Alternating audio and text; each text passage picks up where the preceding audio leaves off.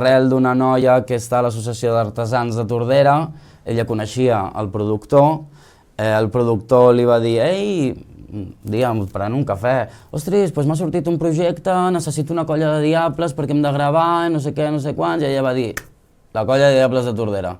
Ens vam trucar, et van demanar pressupost a nosaltres, a Blanes, a Palafolls, i es van quedar aquí.